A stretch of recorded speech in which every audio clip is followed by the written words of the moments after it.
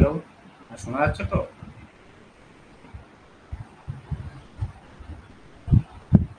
Hello, শোনা যাচ্ছে?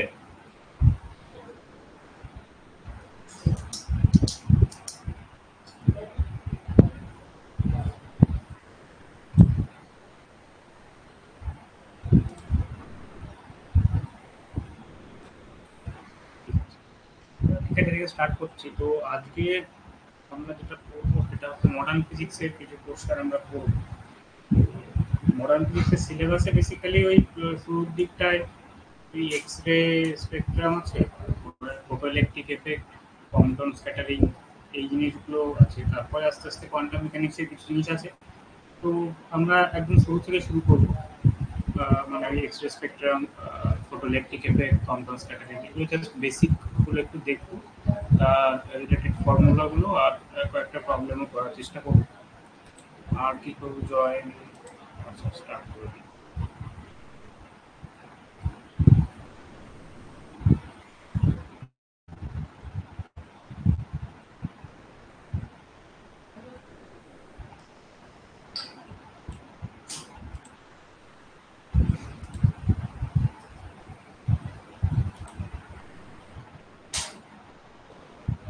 স্ক্রিনটা শেয়ার হচ্ছে তো?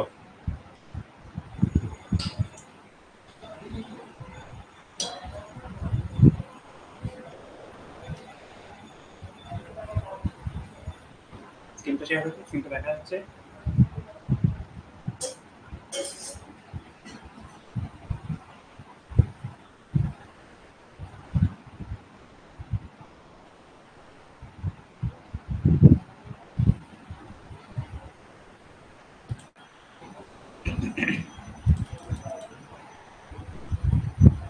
স্ক্রিনটা দেখা যাচ্ছে তো? দেখতে পাচ্ছ? ওকে, ওকে, ঠিক আছে, স্টার্ট করে দিই। তো দেখো, মডার্ন ফিজিক্সের যে কোনো থিওরি বা যে কোনো এক্সপেরিমেন্ট সম্পর্কে পড়তে গেলে তার আগে বেসিক কিছু কিছু জিনিস আমাদের একটু জানতে হবে। যেমন যখনই আমরা মডার্ন ফিজিক্স বা কোয়ান্টাম মেকানিক্স বা এই রিলেটিভিস্টিক জিনিসপত্রগুলো আলোচনা করব, তখন সবই রিলেটিভিস্টিক এনার্জি ইকুয়েশন দিয়ে হবে। তার মানে ধরে নেওয়া হবে পার্টিকেলগুলো relativistic speed, speed of light C তে মুভ করছে। সি কত,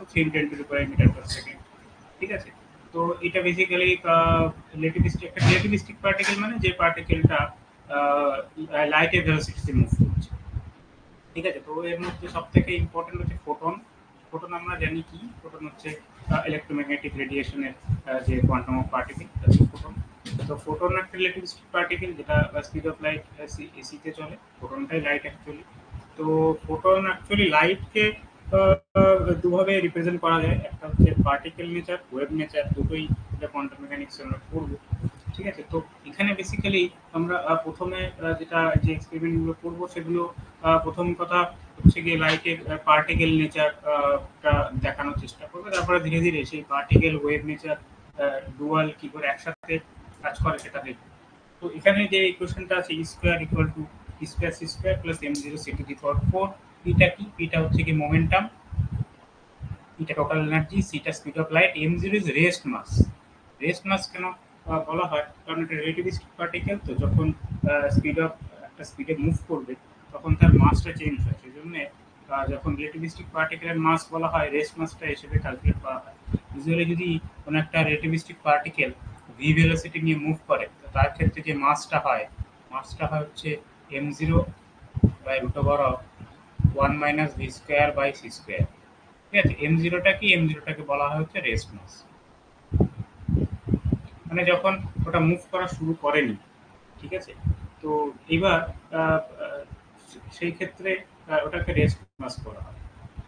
তো এখানে এবার মোমেন্টামটা কিভাবে ক্যালকুলেট করা হয়, যদি এবার ইউজুয়ালি যে রেস্ট মাস, যদি ফোটনের ক্ষেত্রে রেস্ট মাসটা জিরো ধরে নেওয়া হয়।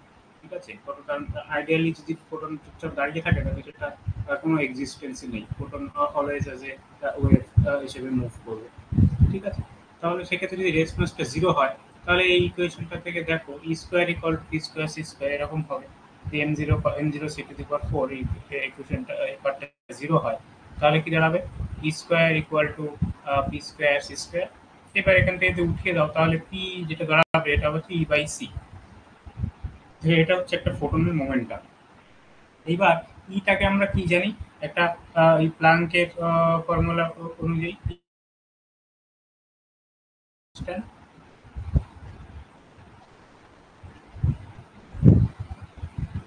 আর নিউটা কি, নিউটা হচ্ছে ফ্রিকোয়েন্সি।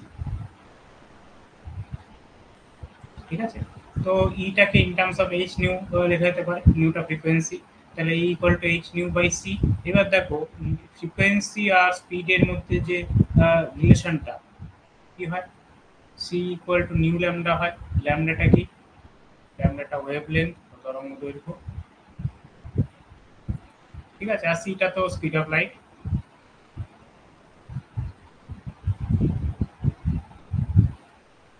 তো এখানে এগুলো যদি যদি আমাকে ইন টার্মস অফ ফ্রিকোয়েন্সি না দিয়ে ইন টার্মস অফ ওয়েভলেন্থ বা তরঙ্গ দৈর্ঘ্যের টার্মসে বার করতে হয়, তাহলে আহ, এইখানে নিউ এর জায়গায় সি বাই ল্যামডা বসিয়ে দিতে হবে। এখানে নিউ ইকুয়াল টু কি হবে, সি বাই ল্যামডা।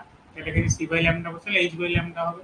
তাহলে in terms of frequency or in terms of wavelength মোমেন্টামটা ক্যালকুলেট করতে জানতে হবে। মোমেন্টাম জানা থাকলে তার এনার্জিটা পাবে, মানে যে কোনো একটা জানা থাকলে আরেকটাও জানা যাবে। ঠিক আছে। আহ, হ্যাঁ, আচ্ছা, আর হচ্ছে প্ল্যাঙ্কস কনস্ট্যান্ট এইচ এর ভ্যালুটা একটু বলে দিই। যে ভ্যালুটা হচ্ছে 6.626 into 10⁻−34 joule per KG kelvin, এরকম কত ইউনিটটা একটু দেখতে হবে। ঠিক আছে, ইউনিটটা একটু দেখে নেবে, ইউনিটটা কি আছে। তবে এই ভ্যালুটা হচ্ছে 6.6 10⁻−34 এসআই ইউনিটে। ঠিক আছে, তো এটা বেসিক্যালি ছিল হচ্ছে বেসিক ফোটনের যে একটা প্রপার্টি। আরেকটা জিনিস যেটা পিটাকে অনেক সময় এরকম লেখা হয়, মোমেন্টাম পিটাকে অনেক সময় লেখা হয় এইচ কাট কে। এইচ কাটটা কি, H cut nothing but H by two pi. Two pi দিয়ে ডিভাইড করলে টু পাইটা কোথা থেকে আসে, ওটা ওই একটা ইন্টিগ্রেশনের কনস্ট্যান্ট হিসেবে একটা টু পাই আসে। তো সেই জন্যে এটা টু পাই দিয়ে ভাগ করা হয়। আর কেটা কি, কেটাকে বলা হয় হচ্ছে ওয়েভ ভেক্টর।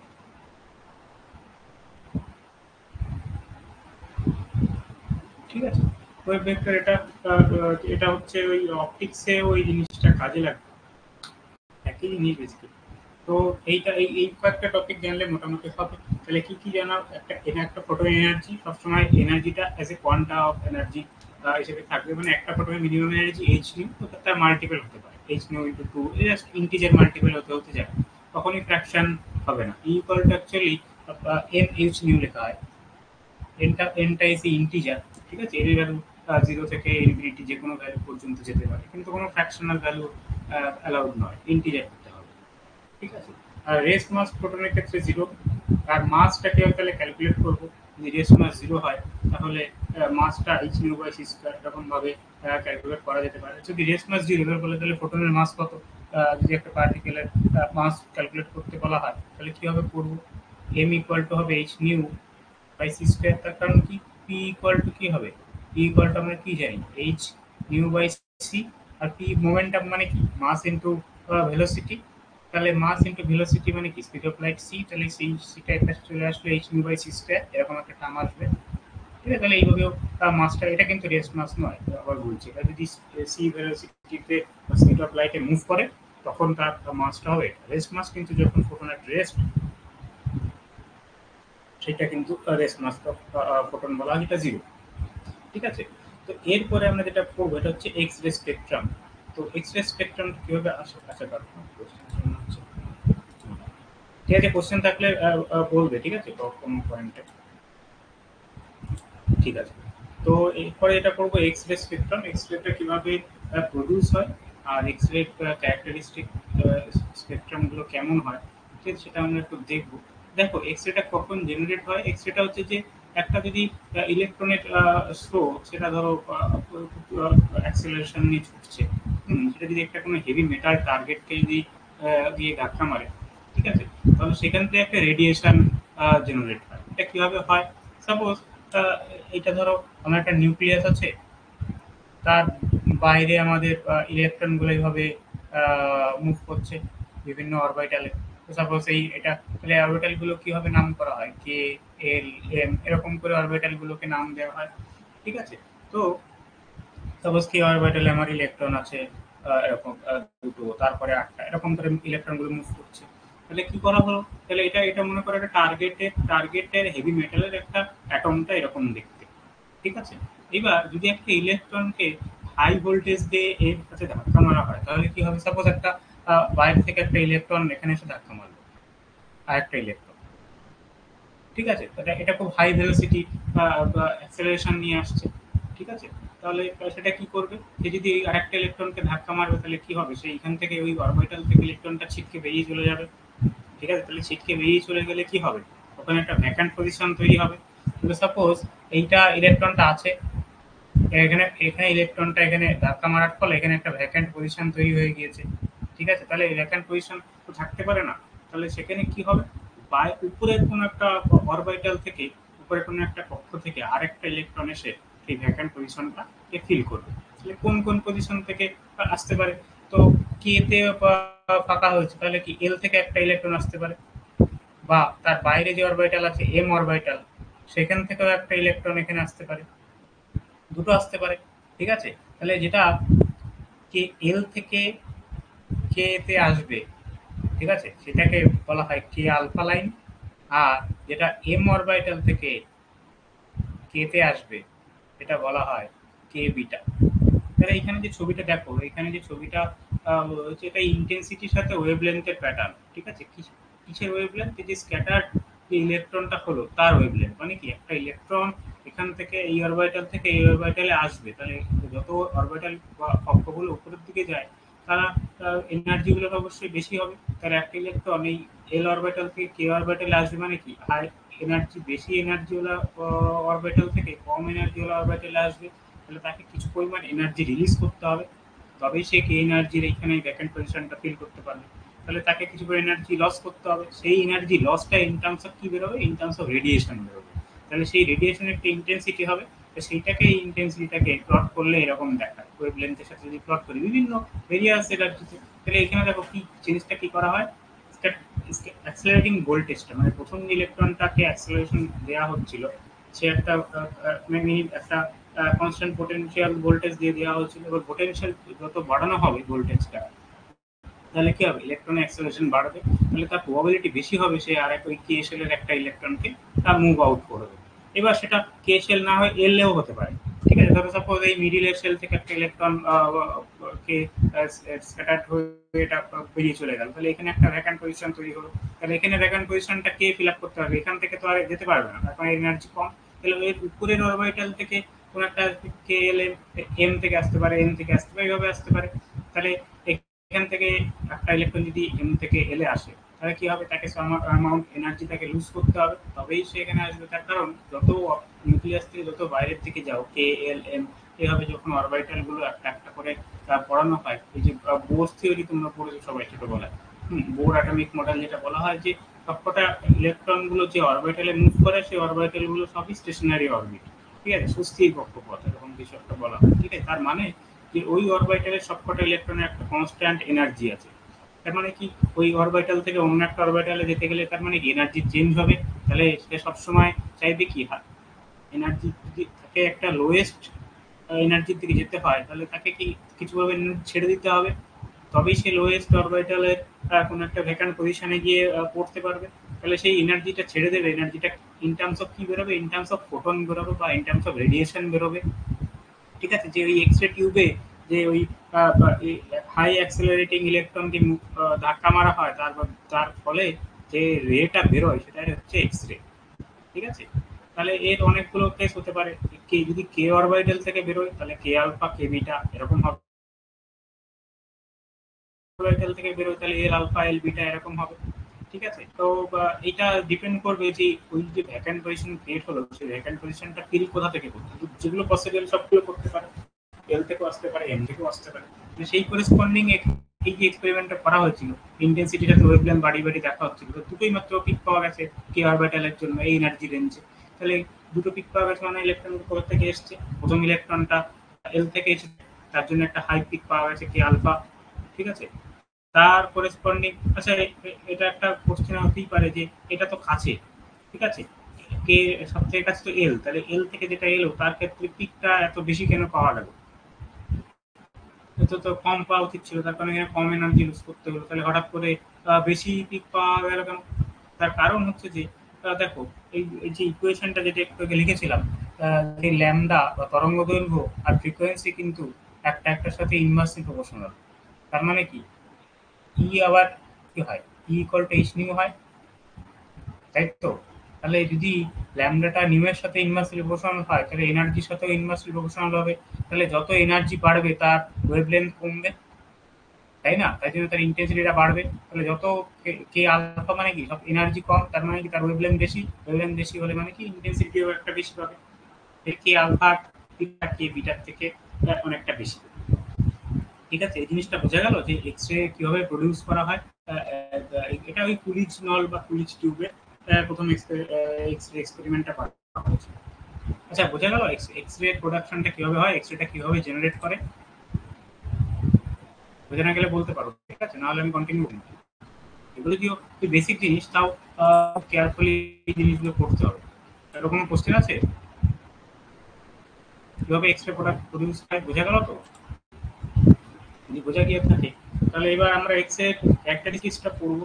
এক্স রে যদি প্যাটার্নটা ড্র করা হয় এক্সপেরিমেন্টালি, এটা কেমন দেখতে হবে।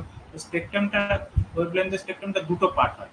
এক নম্বর পার্টটা হচ্ছে কন্টিনিউয়াস স্পেকট্রাম, দু নম্বর পার্টটা হচ্ছে ক্যারেক্টারিস্টিক স্পেকট্রাম। কন্টিনিউয়াস স্পেকট্রামটা কি? তাহলে কন্টিনিউয়াস স্পেকট্রাম হবে মানে একটা সিরিজ অফ পিক পাওয়া যাবে, অনেকগুলো পিক পাওয়া যাবে। সেটা কিসের উপর ডিপেন্ড করবে, যে ভোল্টেজের উপর। ঠিক আছে, মানে যত বাড়াবো তত তার পিক গুলো বাড়তে বাড়তে থাকবে। তাহলে এটা কি হবে, যে এই যে কন্টিনিউয়াস স্পেকট্রাম, এটা কি হয়, এটা depends on voltage, depends on voltage. মানে আমি যে কুলিজ টিউবে যে ভোল্টেজ যতটা অ্যাপ্লাই করবো, তার করেসপন্ডিং ইলেকট্রনটা অ্যাক্সেলারেশন পাবে। তাহলে যত ভোল্টেজ বাড়াবো, ইলেকট্রন অ্যাক্সেলারেশন আস্তে আস্তে বাড়তে থাকবে। তাহলে হাই প্রবাবিলিটি হবে যে একটা ইলেকট্রন মুভ আউট করে যাবে, পরে সেই ভ্যাকান্ট পজিশনটা ফিল আপ করতে গেলে অন্য একটা অরবিটাল থেকে ইলেকট্রনটা সেই জায়গায় এসে বসবে, তার জন্য এনার্জি রিলিজ করবে, সেটাই আমরা একটা এক্স রে পাবো। তাহলে এর জন্য যে পিকগুলো পাবো, সেই এটাকে বলা হচ্ছে কন্টিনিউয়াস স্পেকট্রাম। মানে কন্টিনিউয়াসলি ভোল্টেজ যত বাড়বে, তত স্পেকট্রামের পিকগুলো বাড়তে থাকবে। ঠিক আছে, এটা হচ্ছে গিয়ে কন্টিনিউয়াস স্পেকট্রাম। আরেকটা যেটা ২ নম্বর, সেটা হচ্ছে যে ক্যারেক্টারিস্টিক স্পেকট্রাম। ক্যারেক্টারিস্টিক স্পেকট্রাম নাম দেখে বুঝতে পারছো, এটা একটা ক্যারেক্টার কিসে, যে টার্গেটে,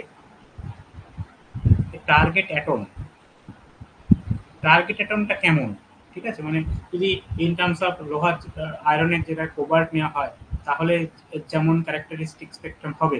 ঠিক আছে, নিকেল নিলে আরেক রকম হবে, বা যে ম্যাটেরিয়ালের উপর ডিপেন্ড করবে সেই পিকগুলো কতটা চেঞ্জ হবে। ঠিক আছে, তাহলে এটা হচ্ছে ম্যাটেরিয়ালের ক্যারেক্টারিস্টিক। তাহলে এটা কিসের characteristics? Characteristics of material, characteristics of material. তাহলে ম্যাটেরিয়াল টু ম্যাটেরিয়ালের স্পেকট্রামটা ভ্যারি করবে। সেই জন্য দুটো স্পেকট্রাম পাওয়া যায় সবসময়, একটা কন্টিনিউয়াস স্পেকট্রাম, একটা ক্যারেক্টারিস্টিক স্পেকট্রাম। কন্টিনিউয়াস স্পেকট্রামটা এর উপর ডিপেন্ড করে ভোল্টেজের উপরে। ভোল্টেজ যে অনুযায়ী বাড়ানো হবে, সেই অনুযায়ী পিকগুলো বাড়বে। মানে তার ইলেকট্রনটা মুভ আউট হবে, সেই ইলেকট্রনের ভ্যাকেন্ট পজিশনটা ফিল করবে, তাহলে একটা এক্সরে জেনারেট হবে, তাহলে একটা পিক পাবে। ঠিক আছে, এটা হলো কি কন্টিনিউয়াস স্পেকট্রাম। আর ক্যারেক্টারিস্টিক স্পেকট্রাম কিসের উপর ডিপেন্ড করবে? ডিপেন্ড করবে যে টার্গেট অ্যাটমের ম্যাটেরিয়ালটা কি, ঠিক ম্যাটেরিয়ালটা কোন ধরনের ম্যাটেরিয়াল, সেই ম্যাটেরিয়ালে কি ক্যারেক্টারিস্টিক, ম্যাটেরিয়ালে কটা ম্যাটেরিয়াল অরবিটাল গুলো কেমন, ঠিক আছে, ম্যাটেরিয়ালে কত ফ্রি ইলেকট্রন আছে, ম্যাটেরিয়ালের উপরে আর একটা ইলেকট্রন এসে ধাক্কা মারলে কি হতে পারে। ম্যাটেরিয়াল টু ম্যাটেরিয়ালের প্রপার্টি কন্ডাক্টিং ম্যাটেরিয়ালে নেওয়া হয়, আয়রন কোবাল্ট নিকেল এগুলো, যেক্ষেত্রে ইজি অ্যাক্সেস পাওয়া যায় ইলেকট্রন গুলোকে ইন্টারাক্ট করা। ঠিক আছে, তো এটা বেসিক্যালি দুটো নেওয়া হয়। এটা প্রথম যে এক্সপেরিমেন্টটা করা সেটা মলিবডিনামের উপরে করা হয়েছিল, কারণ মলিবডিনামটা খুব ভালো এই ইলেকট্রন স্ক্যাটারিং এক্সপেরিমেন্টের জন্য খুব ভালো একটা টার্গেট হিসেবে কাজ করে। ঠিক আছে, তারপরে যে এই যে কথাটা লেখা রয়েছে এখানে, ব্রেমস্টর ল। ব্রেমস্টর ল জিনিসটা কি, এটা খুব ইম্পর্টেন্ট একটা জিনিস। ব্রেমস্টর ল জিনিসটাকে যদি আমি ডিভাইড করি, মানে ধরো নাম অনুযায়ী, এই ব্রেম কথাটার অর্থ হচ্ছে ব্রেক, মানে সামথিং ভেঙে দেওয়া। আর স্ট্রলং কথাটার অর্থ হচ্ছে রেডিয়েশন। এটা একটা জার্মান ওয়ার্ড অ্যাকচুয়ালি। ঠিক আছে, তাহলে তাহলে একসাথে কি দাঁড়ালো, ব্রেক রেডিয়েশন, তাই তো? ব্রেক রেডিয়েশন মানে কি, এটা অ্যাকচুয়ালি এটাকে যদি সিম্পলিফাই করি, তাহলে এটা আসবে রেডিয়েশন, রেডিয়েশন মানে কি, এটা অ্যাকচুয়ালি এটাকে যদি সিম্পলিফাই করি, তাহলে এটা আসবে রেডিয়েশন, রেডিয়েশন মানে কি, এটা অ্যাকচুয়ালি এটাকে যদি সিম্পলিফাই করি, তাহলে এটা আসবে রেডিয়েশন, রেডিয়েশন মানে কি, এটা অ্যাকচুয়ালি এটাকে যদি সিম্পলিফাই করি, তাহলে এটা আসবে VO2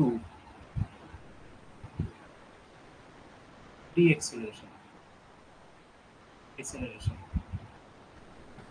ঠিক আছে, মানে এতক্ষণ আমরা কি করছিলাম যে এক্স রে স্পেকট্রামে যেটা হচ্ছিল যে ইলেকট্রনগুলোকে অ্যাক্সেলারেট করা হচ্ছিল, মানে টাইমের সাথে সাথে ভেলোসিটি বাড়ছিল হাই ভোল্টেজ দিয়ে, তাহলে সেক্ষেত্রে ও একটা এক্স রে প্রডিউস করছিল। ব্রেন স্টর্লিং এমন একটা ফেনোমেনা যে একটা accelerating electric charge electromagnetic radiation emit করবে, কিন্তু কিন্তু যদি সেটা ডিসেলারেশন হয়, মানে তার টাইমের সাথে সাথে ভেলোসিটি কমছে, সেক্ষেত্রে যে রেডিয়েশনটা পাওয়া যাবে সেই জিনিসটাকে হচ্ছে ব্রেন স্টর্লিং বলা হয়।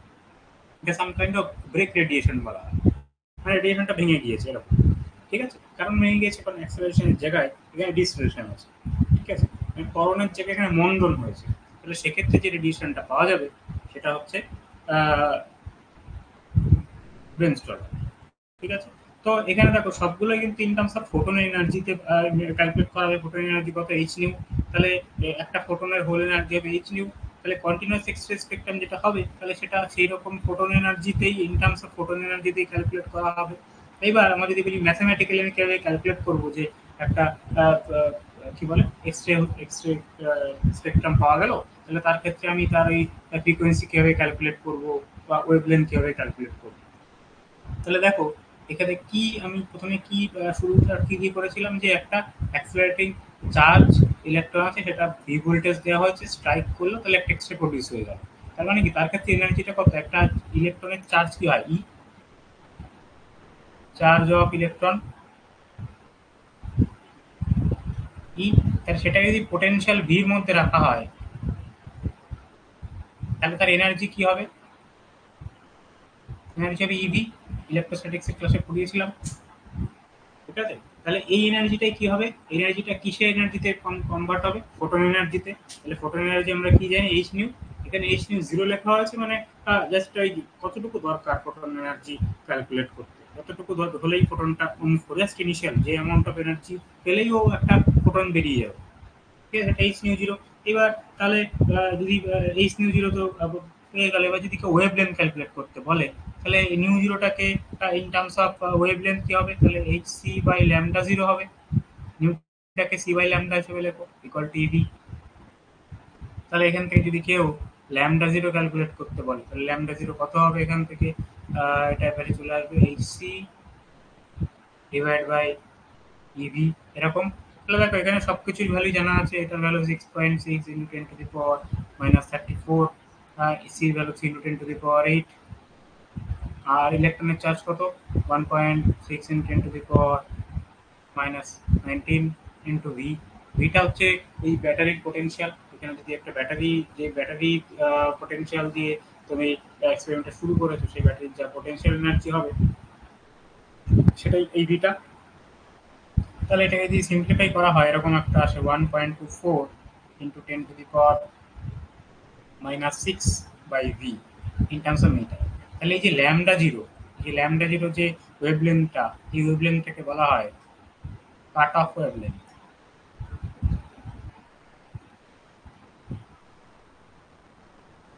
ঠিক আছে, কাট অফ ওয়েভলেন্থ কেন, তার কারণ হচ্ছে যে এই মিনিমাম ওয়েভলেন্থ ক্রস করলে তবেই একটা এক্স রে প্রডিউস হয়। এর থেকে কম এনার্জি ওলা যদি ইলেকট্রন আসে, তাহলে কিন্তু এক্স রে জেনারেট করবে না। ঠিক আছে, আচ্ছা আরেকটা জিনিস বলে রাখি, এটা হচ্ছে যে এক্স এর যে ওয়েভলেন্থ হয়, এটা ইন টার্মস অফ কত অর্ডারের হয়, অ্যাংস্ট্রম অর্ডারের। তাহলে ওয়েভলেন্থ অফ এক্স রে ইন দ্য অর্ডার অফ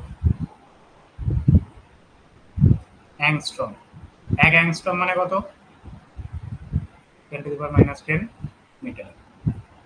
ঠিক আছে, তাহলে অ্যাংস্ট্রম অর্ডারের হয়, এক অ্যাংস্ট্রম 10⁻10 মিটার। এবার in terms of metre centimetre যা আহ, যেরকম দেওয়া থাকবে সেরকম ক্যালকুলেট করতে হবে। ঠিক আছে, এই জিনিসটা বোঝা গেল।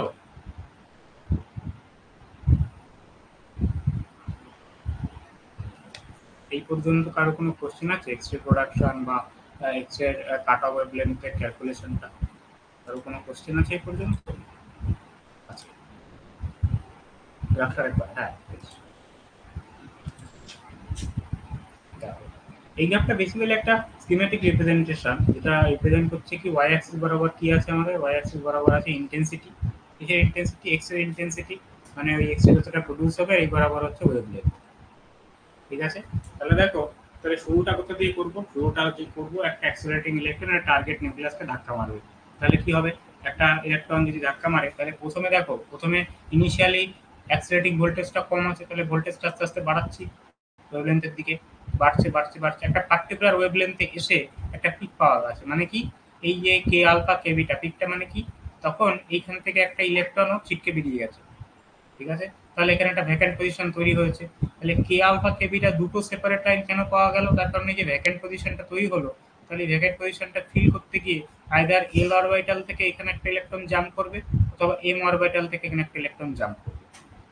তাহলে এল অরবিটাল থেকে যখন কে অরবিটালে ইলেকট্রন জাম্প করবে, তখন যে পিকটা পাওয়া যাবে, যে তখন যে ইন্টেন্সিটিটা পাওয়া যাবে, সেটার নাম দেওয়া হয় কে আলফা।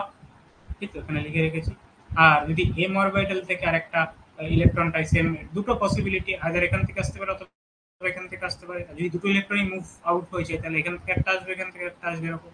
ঠিক আছে, তাহলে কি হবে, তাহলে এম অরবিটাল থেকে আসলে হবে কি কে বিটা।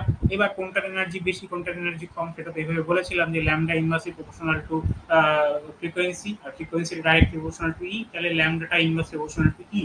তাহলে এখান থেকে এল অরবিটাল থেকে কে অরবিটালে আসতে যে পরিমাণ এনার্জি রিলিজ করতে হবে, আর এম অরবিটাল থেকে কে অরবিটালে আসতে গেলে অবশ্যই বেশি এনার্জি রিলিজ করতে হবে, এনার্জি বেশি মানে কি ওয়েভলেন্থ কম, সেজন্য কে বিটা পিকটা ইন্টেন্সিটিটা কম, করেসপন্ডিংলি কে আলফার ইন্টেন্সিটিটা বেশি। বুঝে গেল? এবার সিমিলার জিনিসটা উপরের অরবিটালে হতে পারতো, কে অরবিটাল না হয় এল অরবিটালেও হতে পারতো। এল অরবিটালে যদি একটা ইলেকট্রন এখান থেকে মুভ আউট হয়ে যায়, তাহলে কি হবে, তার হায়ার অরবিটালের ইলেকট্রন গুলো এই ভ্যাকান্ট খালি পজিশনটা ফিল করতে আসবে, তাই না? তাহলে কি কি পসিবিলিটি হতে পারে, এল থেকে এম থেকে একটা আসতে পারে, তাহলে সেক্ষেত্রে সেটার নাম হবে এল আলফা, তাই না? তারপরে পরের অরবিটাল থেকে আরেকটা ইলেকট্রন আসবে, সেটা যদি এন এন নাম্বার অরবিটাল হয়, তাহলে সেখান থেকে আরেকটা ইলেকট্রন এসে এই জায়গাটা ফিল করলো, তাহলে সে অ্যামাউন্ট অফ এনার্জি রিলিজ করলো, তাহলে তার করেসপন্ডিং একটা এক্সরে পিক পাওয়া যাবে, এটা হচ্ছে এল বিটা। সিমিলারলি এরকম ভাবে আস্তে আস্তে জিনিসটা অ্যাকচুয়ালি আস্তে আস্তে ডিক্রিজ করতে থাকে, মানে যত মানে সব থেকে প্রবাবিলিটি থাকে যে কে কে ইন্টেন্সিটি সবচেয়ে বেশি পাওয়া যায়, তার কারণ হাইয়েস্ট প্রবাবিলিটি থাকে ইলেকট্রনের এই অরবিটাল থেকে মুভ আউট করার, কারণ এইগুলো অলরেডি হায়ার এনার্জিতে আছে। তো তাহলে আমি যত উপরের দিকে যাবো এনার্জি বেশি থাকবে, ফলে এক্স রে আরেকটা ইলেকট্রন দিয়ে ধাক্কা মেরে সেখান থেকে বের করে দেওয়াটা একটু বেশি ডিফিকাল্ট হবে। ফলে সব সব থেকে যদি কে আলফা বা কে বিটার ইন্টেন্সিটি সব থেকে স্ট্রং হয়, তারপরে এল আলফা এল বিটা, তারপরে এম আলফা এম বিটা, এরকম আরো অনেক হতে পারে, অনেকগুলো পিক পাওয়া যায়। তোমরা যদি এক্স রে গুগলে সার্চ করবে যে এক্স রে ডিফ্রাকশনের প্যাটার্ন কেমন হয়, এরকম একটা প্যাটার্ন দেখতে পাবে যে এরকম ইন্টেন্সিটি, এরকম একটা খাঁচকাটা খাঁচকাটা প্যাটার্ন দেখবে, আস্তে আস্তে এরকম এসে ডিক্রিজ করে যাবে। তাহলে এইগুলো প্রথম দিকের গুলো সব কে আলফা কে বিটা এরকম আস্তে আস্তে পরের দিকের গুলো এরকম ডিক্রিজ করতে করতে চলে যায়।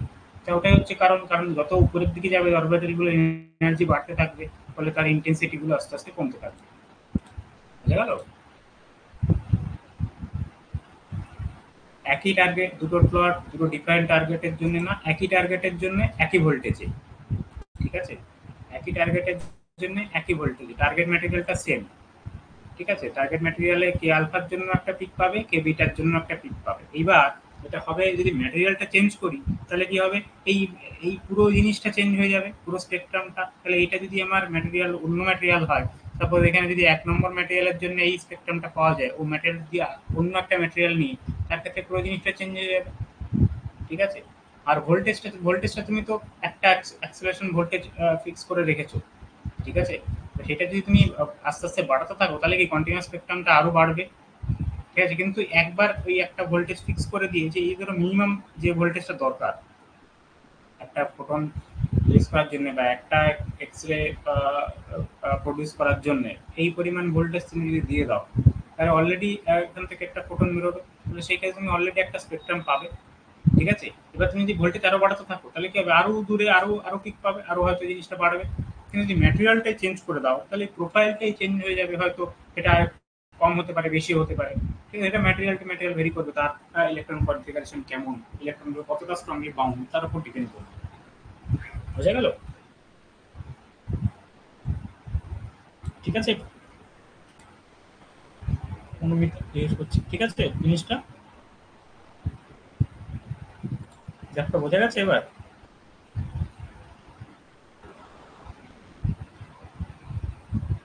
না একবার বলবো দেখ।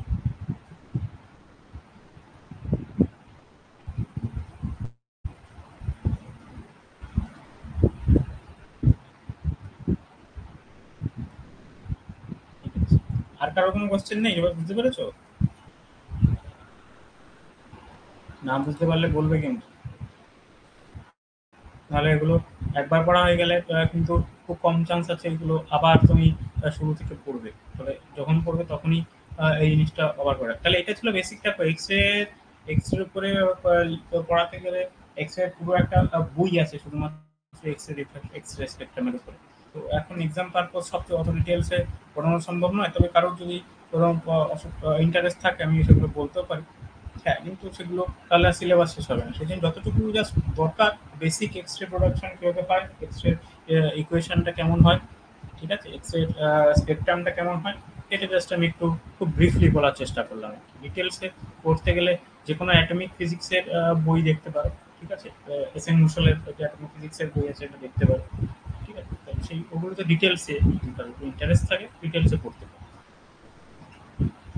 বেশ, নেক্সট আমরা তাহলে আমরা দেখলাম যে ফোটন কিভাবে স্ক্যাটার্ড হয়। হ্যাঁ, তাহলে প্রথম যেটা হয় সেটা হচ্ছে গিয়ে এক্স রে প্রোডাকশনটা দেখলাম কিভাবে হয়। তাহলে সবই ফোটন কণার স্রোত। এবার এখানে কিন্তু সবই মাথায় রাখতে হবে, এগুলো কিন্তু সবই ফোটন গুলোকে অ্যাজ এ পার্টিকেল, একটা কণা হিসেবে ট্রিট করা হয়েছে, ঠিক আছে। ওয়েভ নেচারের দিকে আমরা এখন আসিনি, এটা আমরা ধীরে ধীরে আসবো। তাহলে দেখো এর পরের যে এফেক্টটা ইম্পর্টেন্ট হচ্ছে কম্পন এফেক্ট বা কম্পন স্ক্যাটারিং। কম্পন স্ক্যাটারিংটা কি জিনিস, কি বলেছে দেখো, যে এটা মনোক্রোমাটিক এক্সপ্রেস। মনোক্রোমাটিক মানে যে তার একটা একটা মাত্র ওয়েভ লেন্থ আছে, একটা পার্টিকুলার ওয়েভ লেন্থ,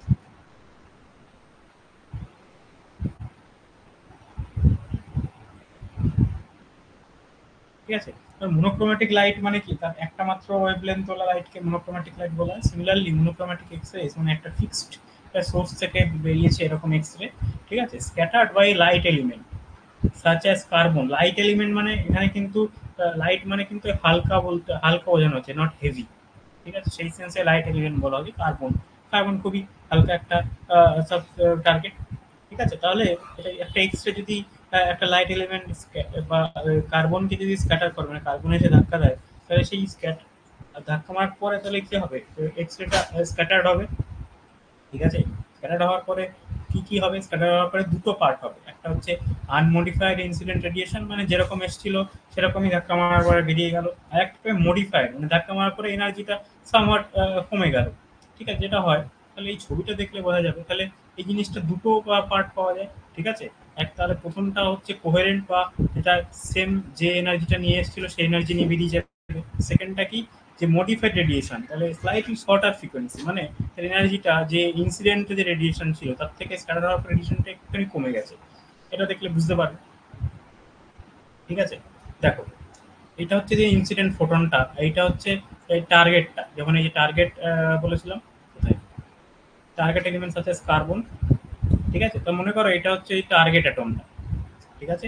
এটা হচ্ছে ইনসিডেন্ট ফোটন বা ইনসিডেন্ট একটা এক্সরে। এক্সরে মানে কি, ফোটন একটা সাম কাইন্ড অফ ফোটন কোন সোর্স, ঠিক আছে। তাহলে একটা পার্টিকুলার ওয়েভলেন্থ তোলা, পার্টিকুলার ওয়েভলেন্থ মানে কি, wavelength fixed, energy fixed, momentum change হতেই পারে, ভেলোসিটিটা বাড়তে কমতে পারে, ঠিক আছে। তাহলে ইলেকট্রনকে ধাক্কা মারলে কি হবে, ইলেকট্রনটা রিকয়েল করবে। তাহলে ইলেকট্রন ধাক্কা মারলে ইলেকট্রনটা এইদিকে ছিটকে চলে যাবে, আর এই যে ইনসিডেন্ট ফোটনটা এসেছিল সে চলে চলে যাবে, ঠিক আছে। তাহলে এক্ষেত্রে কি হবে, তাহলে একটা হচ্ছে যে যে এনার্জি নিয়ে এসেছিল সেম এনার্জি নিয়ে চলে গেল, এটা একটা হতে পারে। আরেকটা কি হবে, যে এখানে তো ধাক্কা মারলো, ধাক্কা মারে ইলেকট্রনটাকে সরিয়ে দিল, ইলেকট্রনটা স্ক্যাটার্ড হয়ে গেল, তাহলে কি হবে, এর যে কিছু পরিমাণ এনার্জি একে স্ক্যাটার করতে নষ্ট হয়ে গেল। তাহলে এই যে এনার্জিটা নতুন যে স্ক্যাটার্ড ফোটনটা হবে, ইনসিডেন্ট ফোটন স্ক্যাটার্ড ফোটন, তার ওয়েভলেন্থ সামহাট চেঞ্জ হয়ে গেল, ল্যামডা প্রাইম হয়ে গেল, ঠিক আছে। তাহলে ল্যামডা প্রাইমটা কি হবে, অবভিয়াসলি ল্যামডার থেকে আহ, বেশি হবে, তাই না। তার কারণ তবেই তো ওর এনার্জিটা কমবে। তাহলে দেখো এর এনার্জিটা কিভাবে এটা মনে রাখবে, ই ড্যাশ যেটা হবে মানে আফটার স্ক্যাটারিং, সেটা কি হবে, অবশ্যই ইনসিডেন্টের থেকে কম হবে, কারণ সাম অ্যামাউন্ট অফ এনার্জি এদিকে লস হয়ে গেছে, তাই তো। তাহলে ই প্রাইমটা লেস দেন হবে ই, ই প্রাইমটা যদি লেস দেন হয়, ল্যামডা প্রাইমটা কি হবে, গ্রেটার দেন হবে না লেস দেন হবে, বলো দেখি। এনার্জিটা যদি বেশ কমে যায়, তাহলে ওয়েভলেন্থটা কি হবে, বাড়বে না কমবে?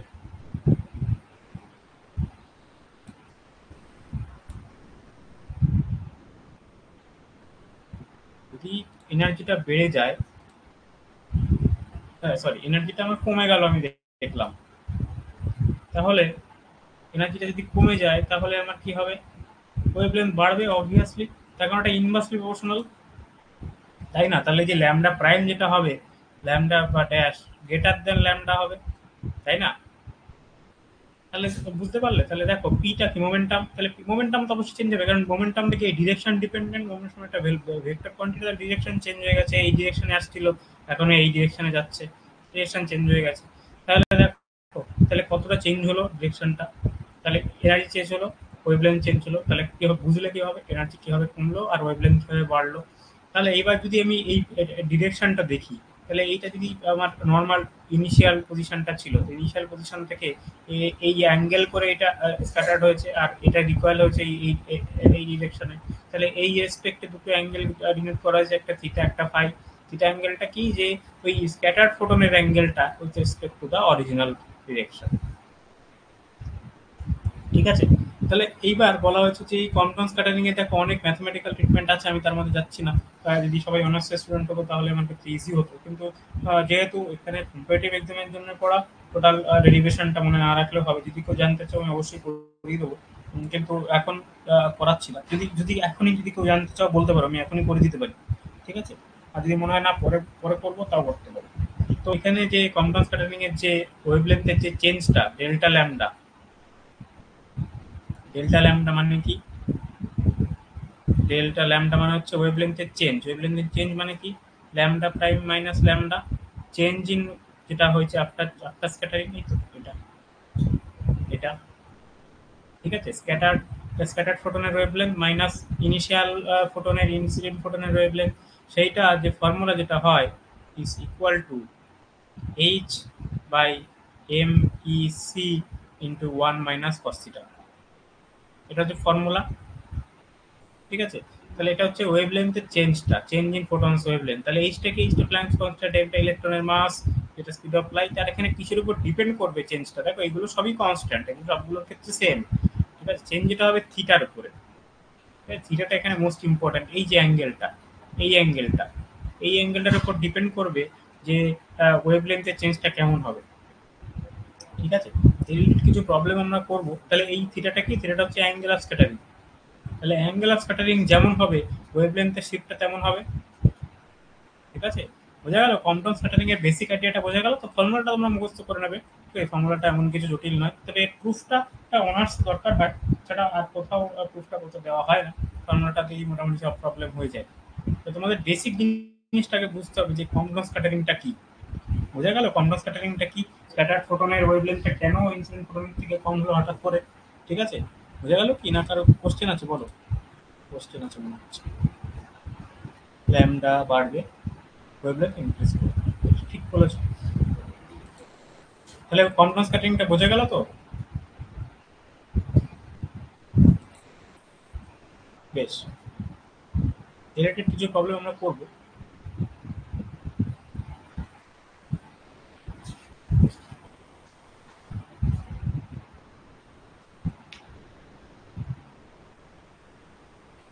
হলো এই পার্টটা, কম্পাউন্ড স্ক্যাটারিং। বেশ, কম্পাউন্ড স্ক্যাটারিং যদি হয়ে গিয়ে থাকে তাহলে এখানে এই টপিকের আরেকটা খুব ইম্পর্টেন্ট হচ্ছে photo electric effect. Photo electric effect মোটামুটি সবাই জানে আর কি। ফটো ইলেকট্রিক এফেক্টটা কি হয়, যে একটা একটা মেটাল সারফেসের উপরে যদি লাইট ফেলা হয় তাহলে সেখান থেকে কি বলে ইলেকট্রন এমিশন হয়, তাই তো? এটা যদি একটা ছবি দেখো, এটা হচ্ছে ছবি, এখানে কি আছে দেখো, এখানে একটা মেটাল সারফেস আছে। ঠিক আছে? মেটাল সারফেসের উপরে এখানে একটা ডিটেক্টর লাগানো আছে, মানে যদি এখানে ইলেকট্রন আসে সেই ইলেকট্রনটাকে ক্যাচ করবে। ঠিক আছে? তাহলে কি করা হয়েছে, এর উপরে একটা ইলেকট্রোম্যাগনেটিক রেডিয়েশন, ইলেকট্রোম্যাগনেটিক রেডিয়েশন মানে কি? ফোটন, ফোটন কণা স্রোত, মানে এখানে ফোটন, এখান থেকে যেগুলো আসছে সেগুলো সবই ফোটন। কত এনার্জি নিয়ে আসছে? এইচ2 এনার্জি নিয়ে ফোটন গুলো আসছে। তাহলে ফোটন গুলো এসে কি হবে, মেটাল সারফেসে ধাক্কা মারবে। মেটাল সারফেসে ধাক্কা মারলে কি হবে, এখান থেকে একটা ইলেকট্রন বেরিয়ে ছিটকে যাবে। এই যে ইলেকট্রন ছিটকে বেরিয়ে গেল, সেই ইলেকট্রনটাকে ডিটেক্ট করা হলো। তাহলে ইলেকট্রন এখানে ডিটেক্ট করা মানে কি? ইলেকট্রনের স্রোত মানে কি? কারেন্ট। তাহলে এই অ্যামিটারে একটা অ্যামিটার, অ্যামিটার মানে কারেন্ট মাপার যে যন্ত্রটা। ঠিক আছে? তাহলে এখানে ডিফ্লেকশন হবে। তাহলে সেখান থেকে আমরা বুঝতে পারবো যে এখানটা ইলেকট্রন নিঃসরণ হচ্ছে। ঠিক আছে, তাই এটা বেসিক্যালি ফটোইলেকট্রিক এফেক্ট। তো ফটোইলেকট্রিক এফেক্টটা কি? তো ঠিক হচ্ছে যে ইলেকট্রন এমিশন হয় তখন একটা মেটাল সারফেসের উপরে উপরে যদি আমি এক্সটার্নাল ইলেকট্রোম্যাগনেটিক রেডিয়েশন বা লাইট ফেলি পার্টিকুলার ফ্রিকোয়েন্সি, তাহলে ওখান থেকে যে ইলেকট্রনের এমিশনটা হবে এটাই বেসিক্যালি ফটো ইলেকট্রিক এফেক্ট। এটা প্রথম আইনস্টাইন অবজার্ভ করেছিল জিনিসটা। ঠিক আছে, না অ্যাকচুয়ালি আইনস্টাইনের আগেও অনেকে এই জিনিসগুলো অনেক থিওরি টিওরি দিয়েছিল। তো আইনস্টাইনই সবার প্রথম ওই যে এস এ পার্টিকেল বা ফোটন কথাটা হাইপোথেসিসটা দিয়েছিল। ঠিক আছে, কোয়ান্টাম হাইপোথেসিস যেটাকে বলা হয়।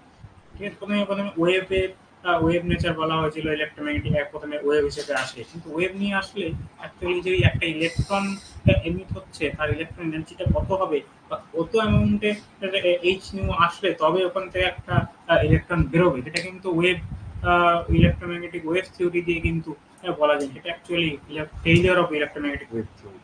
ঠিক আছে, তো দেখো ইলেকট্রোম্যাগনেটিক ওয়েভ থিওরি যেটা বলা হয়েছিল যে ওই যে ইএম ওয়েভ যে রেডিয়েশনটা আসবে এটা যে ভেলোসিটিটা হবে বা কাইনেটিক এনার্জি হবে এটা ফ্রিকোয়েন্সি রেডিয়েশনের উপর ডিপেন্ডেন্ট হবে। তো আইনস্টাইন কি বললো না, ফ্রিকোয়েন্সির উপর ডিপেন্ড করবে না, ডিপেন্ড করে মেটাল সারফেসের যে ওয়ার্ক ফাংশন তার উপর। ঠিক আছে, তো সেটার যে আইনস্টাইন যেটা বলেছিল, এটা আইনস্টাইনের ইকুয়েশনটা, আইনস্টাইনের ফটোইলেকট্রিক ইকুয়েশন। আইনস্টাইনের ফটোইলেকট্রিক ইকুয়েশন কি বলে, আইনস্টাইন কি বলেছিল দেখো, আগে ইকুয়েশন আসার আগে বলি। তাহলে এটা প্ল্যাঙ্ক, প্ল্যাঙ্ক প্রথম বলেছিল কোয়ান্টাম অফ পার্টিকেল, একটা পার্টিকেল এনার্জি এইচ নিউ, এটা প্ল্যাঙ্ক বলে গিয়েছিল। আইনস্টাইন সেটাকে এক্সটেন্ড করেছিলেন লাইটের থিওরিতে।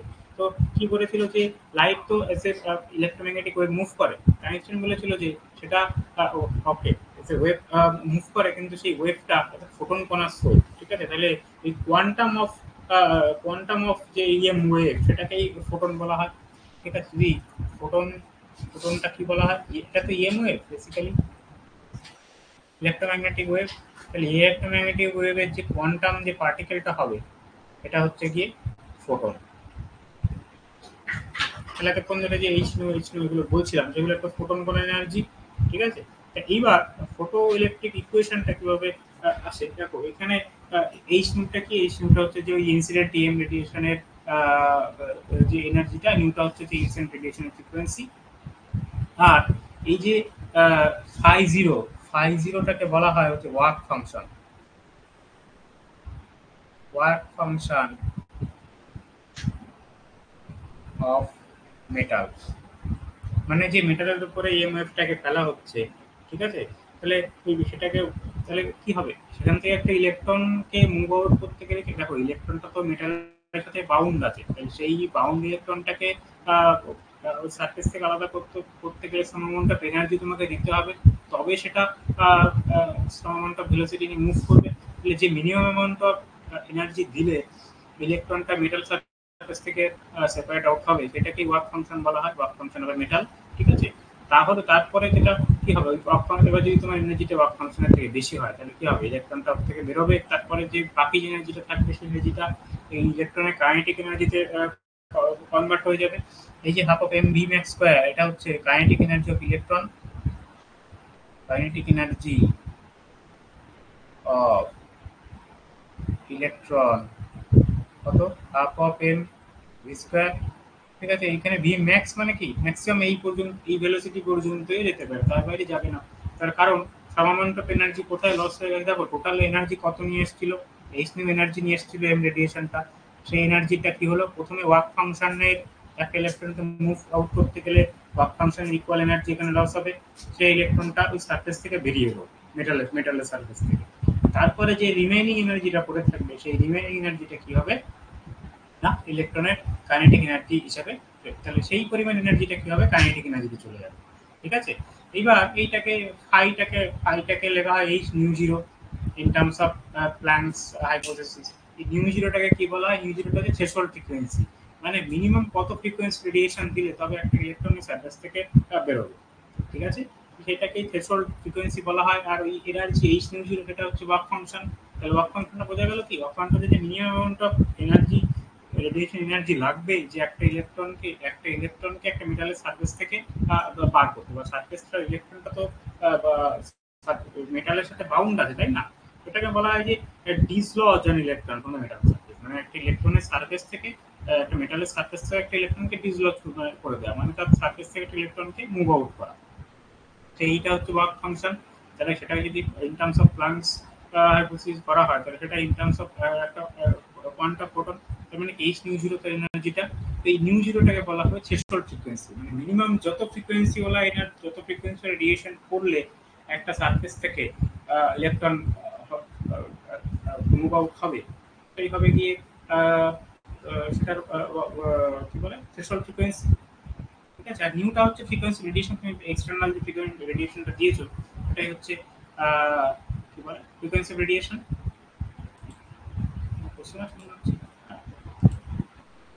এখানে ইলেকট্রনটাকে মেটালের আউটার সারফেসের ইলেকট্রন, কম্পাউন্ড এফেক্টের কেসটা। আচ্ছা, কম্পাউন্ড এফেক্টের কথা বলছো, যে কম্পাউন্ড এফেক্টটা মেটালের বাইরের ইলেকট্রন কিনা? দেখো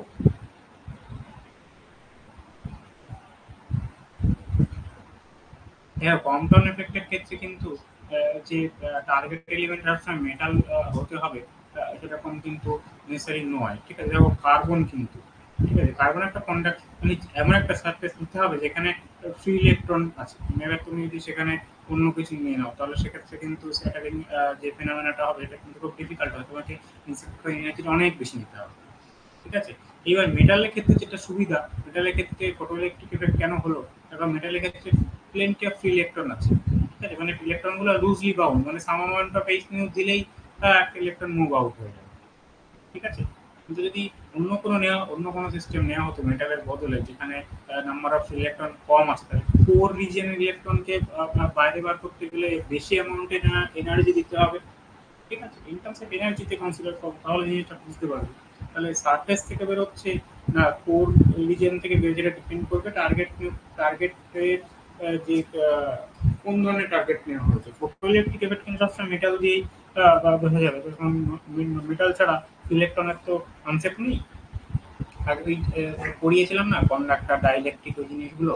ডাইলেকট্রিকের ক্ষেত্রে বাউন্ড ইলেকট্রন হবে, একটা বাউন্ড ইলেকট্রনকে বার করতে গেলে কি করতে হবে, এক্সট্রা তোমাকে অনেক এনার্জি দিতে হবে। ঠিক আছে, বলে সেক্ষেত্রে ফটো ইলেকট্রিক এফেক্ট হবে কিনা, সেটা একটা কোশ্চেন। হতেও পারে, তবে ম্যাক্সিমাম প্রবাবিলিটি না হওয়ার। ঠিক আছে, বোঝা গেল?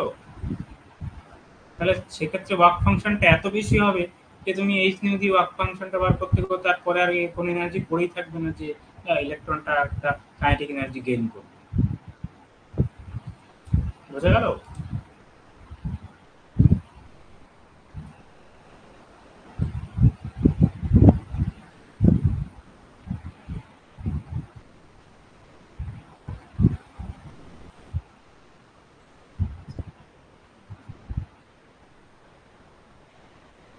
না, গেল না, একবার বলতে হবে।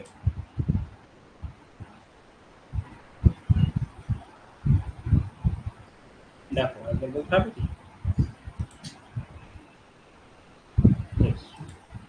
যদি কোনো পয়েন্ট মনে হয় যে এটা ঠিকঠাক বোঝা হচ্ছে না, এক্ষুনি বলবো। ঠিক আছে, না হলে কি হবে, নেক্সট ক্লাসে অন্য কিছু পড়াবো। ঠিক আছে, ফলে এই জিনিসটা রিপিট করার চান্স খুবই কম, হয়তো একদম রিভিশনের টাইম একদম হতে পারে। কিন্তু যখন কোনো ডাউট থাকবে বা পরে তুমি হয়তো নিজে পড়ছো, তখন কোনো ডাউট হলো, তাহলে নেক্সট ক্লাসের শুরুতে এটা বলবে যে আগের দিনের ক্লাসে এই পয়েন্টে আমার এই জিনিসটা বুঝতে অসুবিধা হচ্ছে। তাহলে কি হবে, আমার তো সুবিধা হবে। যদি কোনো কোশ্চেনই না করা, আমি সবাই সব বুঝে গেছে। হ্যাঁ, এটা তো সবসময় নাও হতে পারে না।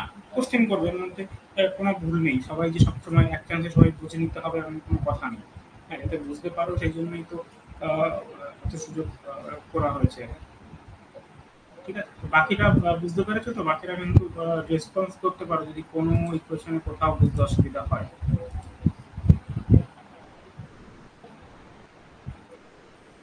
জাস্ট কমেন্টে লিখতে পারো যে এই এই ইকুয়েশনের এই লাইনটা বুঝতে পারিনি বা এই জিনিসটা বুঝতে পারিনি, নাহলে আমি কন্টিনিউ করবো। তাহলে দেখো জিনিসটা আমি আরেকবার একটু সামারাইজ করে দিই। তাহলে প্রথমে যে কি করলাম, যে ফোটন এর বেসিক জিনিসগুলো কি হয়, ফোটনের মোমেন্টাম, ফোটনের এনার্জিটা কি হয়, ঠিক আছে, রেস মাস কি হয়, তারপরে এক্স এর প্রোডাকশনটা কিভাবে হয়, এক্স রেডিয়েশনটা কি ক্যারেক্টারিস্টিক্স, এটা এক্স এর ক্যারেক্টারিস্টিক্স এর একটা খুব রাফ একটা ডায়াগ্রাম। ঠিক আছে, তোমরা গুগলে সার্চ করবে। ঠিক আছে, এক্স রে ডিফ্রাকশনের ঠিক কেমন দেখতে হয়, ইমেজে যাবে, এখানে দেখবে যে প্র্যাকটিক্যাল যে ম্যাটেরিয়ালগুলোর ক্ষেত্রে যে ম্যাটেরিয়াল সিনথেসিস করা হয়, যে তোমরা তোমাদের ফোনে যে ম্যাটেরিয়ালগুলো ইউজ করা হয় সিলিকন বা এগুলোর একটা ম্যাটেরিয়াল সিনথেসিস করার পরে প্রথম যে কাজটা হয় সেটা হচ্ছে যে এক্স রে ডিফ্রাকশন করা হয় যে ম্যাটেরিয়ালটা কিরকম স্টেবল হচ্ছে কিনা।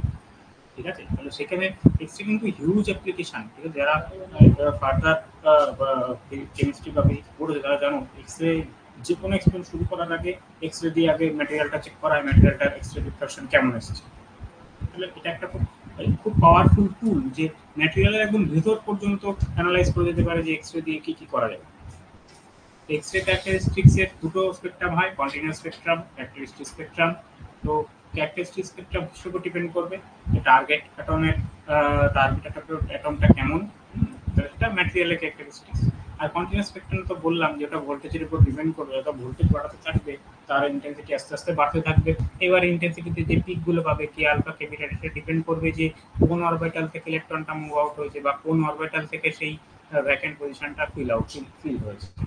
এবার ইন্টেন্সিটি রেডিয়েশনটা এর সাথে প্রপোর্শনাল, ল্যাম্বডার সাথে ইনভার্স প্রপোর্শনাল, ল্যাম্বডা যত বেশি হবে এনার্জি কম হবে বা উল্টোটা। ঠিক আছে, এবার এখান থেকে এই কাট অফ ওয়েভলেন্থটা কিভাবে ক্যালকুলেট করা হয়, এইচ নিউট্রাল টিভি থেকে এই টিভিটা হচ্ছে যে এক্সটার্নাল যে ভোল্টেজ সোর্সটা দেওয়া হয়েছে তাহলে একটা ইলেকট্রনকে যদি ভি ভোল্টেজ দেওয়া হয় তার যে এনার্জিটা হবে সেটাকে ইলেকট্রন ভোল্ট বলা হয়। ঠিক আছে, ওয়ান ইলেকট্রন ভোল্ট মানে এটাই, একটা ইলেকট্রনকে যদি ভি ভোল্টেজের পোটেনশিয়াল ডিফারেন্সে যদি পাঠিয়ে দেওয়া হয় তাহলে সে যে অ্যামাউন্ট অফ এনার্জি গেইন করবে সেটাই ওয়ান ইলেকট্রন ভোল্ট। তাহলে সেটা যদি একটা photon energy same same same হয়ে যায় এইচ নিউ জিরো, তবেই একটা ইলেকট্রন এখান থেকে বেরিয়ে আসবে H new, H new radiation দিলে। তাহলে সেটা হবে তার কাট অফ ফ্রিকোয়েন্সি, এই নিউ জিরোটাকে বলা হবে কাট অফ ফ্রিকোয়েন্সি আর ল্যামডা জিরোটাকে বলা হয় কাট অফ ওয়েভলেন্থ। ঠিক আছে, তারপরে যেটা এটা হচ্ছে কোয়ান্টাম এফেক্ট। কোয়ান্টাম এফেক্ট যেটা বললাম যে একটা এখানে একটা স্ক্যাটারিং এফেক্ট, আমরা ক্লাসিক্যাল মেকানিক্সে হচ্ছে স্ক্যাটারিং করেছো না, যে একটা ভি ভেলোসিটি নিয়ে আসলো আর একটা চুপচাপ দাঁড়িয়েছিল, তাহলে একটা ধাক্কা মারার পরে ওর নতুন ভেলোসিটি হবে ভি ভি টু, আর এই ভেলোসিটি এটা আর একটা ভেলোসিটি নিয়ে চলে যাবে। এটা অনেকটা সেরকমই, একটা ক্লাসিক্যাল আর্গুমেন্ট দিয়েও লোকজন চেষ্টা করেছিল প্রথমে এটা এক্সপ্লেন করার।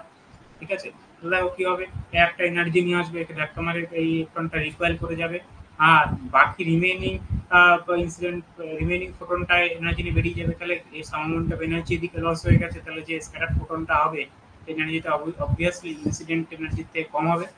এনার্জি যখন কম হবে তার স্ক্যাটার রেডিয়েশনের যে ওয়েভলেন্থ এটা অবশ্যই বাড়বে। তাহলে কতটা ওয়েভলেন্থের শিফট হবে ডেল্টা ল্যামডা, এটা এই ফর্মুলা দিয়ে ক্যালকুলেট করতে হবে। H by MC one minus cos theta, যেটা হচ্ছে যে এই অ্যাঙ্গেলটা যে ইনসিডেন্ট ডিরেকশনের সাথে স্ক্যাটার ডিরেকশনের মধ্যে যে অ্যাঙ্গেলটা। ঠিক আছে, বা ইন টার্মস অফ ফাইও ক্যালকুলেট করতে পারো, দরকার নেই সেটা ডিফিকাল্ট হবে, থিটা দিয়ে মনে রাখবে তাহলে এটা ইজি হবে। ঠিক আছে, তারপরে যেটা ফটোইলেকট্রিক এফেক্ট আমরা দেখলাম, ফটোইলেকট্রিক এফেক্ট হচ্ছে যে একটা মেটাল সারফেসের উপরে যদি একটা ইলেকট্রন রেডিয়েশন পড়ে তাহলে মেটাল সারফেস থেকে যে একটা ইলেকট্রন বেরিয়ে আসবে সেই ইলেকট্রনটাকে ডিটেক্টর দিয়ে মুভ করলে একটা কারেন্ট পাওয়া যাবে। ঠিক আছে, এখানে অ্যাকচুয়ালি এই সোলার সেলে যেটা হয় তার ঠিক উল্টোটা, সোলার সেলে না, সোলার সেলে অ্যাকচুয়ালি ফটোইলেকট্রিক এফেক্টই করা হয়, লাইট লাইট আসে তবেই তো সোলার সেলগুলো চার্জ হয়, সেখান থেকে তোমরা কারেন্ট পাও, সেটাতে ব্যাটারিটা চার্জ হয়। অ্যাকচুয়ালি সোলার সেলের প্রিন্সিপাল ফটোইলেকট্রিক এফেক্টই আছে। তো এবার ফটোইলেকট্রিক এফেক্টের যে ইকুয়েশনটা, সেটা আইনস্টাইনই প্রথম ম্যাথমেটিক্যাল এক্সপ্রেশনটা ঠিকঠাক দিতে পেরেছিল as a quantum of photon, ফোটনের এনার্জি দিয়ে। তাহলে এখান থেকে ওয়ার্ক ফাংশনটা দেখতে হবে, ওয়ার্ক ফাংশনটা কি। আর এই যে ইনসিডেন্ট রেডিয়েশনের যে এনার্জিটা এইচ নিউ, তাহলে সেটা প্রথম কাজ কি হবে, ওয়ার্ক ফাংশনটাকে অতিক্রম করা, মানে যে এনার্জি দিয়ে ইলেকট্রনটা বাউন্ড টু মেটাল আছে। ঠিক আছে, এটা অবভিয়াসলি মেটালের ক্ষেত্রে মানে কি হবে, মেটালের ক্ষেত্রে কেউ একজন বলছিল যে এটা কি সারফেসে হবে, অবশ্যই দেখো মেটালের সারফেসে মানে কি প্লেনটি অফ ইলেকট্রন আছে, তাহলে সাম অ্যামাউন্ট অফ এনার্জি পেলেই ওই ইলেকট্রনটা ওখান থেকে বেরিয়ে আসতে চাইবে। তাহলে সেই যে মিনিমাম অ্যামাউন্ট অফ এনার্জি যেটা দিলে ইলেকট্রনটা সারফেস থেকে বেরিয়ে আসতে পারে, এটাকেই এক একটা মেটালের ওয়ার্ক ফাংশন বলে। এটা ম্যাটেরিয়াল টু ম্যাটেরিয়াল ভ্যারি করবে। আয়রনের যে ওয়ার্ক ফাংশন হবে, কোবাল্টের ওয়ার্ক ফাংশন আলাদা হবে, এটা ম্যাটেরিয়ালের পার্সপেক্টিভ। তো এই যে মিনিমাম ফ্রিকোয়েন্সির রেডিয়েশন দিলে ওইটা বেরিয়ে আসবে, সেটাকে বলা হয় থ্রেশহোল্ড ফ্রিকোয়েন্সি। আর যে ওয়েভলেন্থ বলে সেটাকে থ্রেশহোল্ড ওয়েভলেন্থও বলতে পারো। ঠিক আছে, সেটা মিনিমাম এনার্জি। আর যে রিমেনিং এনার্জিটা পড়ে থাকবে ইনসিডেন্টের ওটাকে সারফেস থেকে বার করার পরে এনার্জিটা কি হবে, in terms of kinetic energy convert হবে। ঠিক আছে, কাইনেটিক এনার্জি এটা কিসে হবে, এই ইলেকট্রনের কাইনেটিক এনার্জি ইলেকট্রনটার থেকে বেরিয়ে এলো। ঠিক আছে, তো এই কোনো কোশ্চেন আছে এই পর্যন্ত? আছে, কোন ইএমএ বুঝলাম না ফটো ইলেকট্রিক কম্পাউন্ড এফেক্টে কোন কোন ইএমএ ব্যবহার করা যাবে এবং টার্গেট ম্যাটেরিয়ালে কোন ইলেকট্রন এই এফেক্ট কোন কোন ইএমএ মানে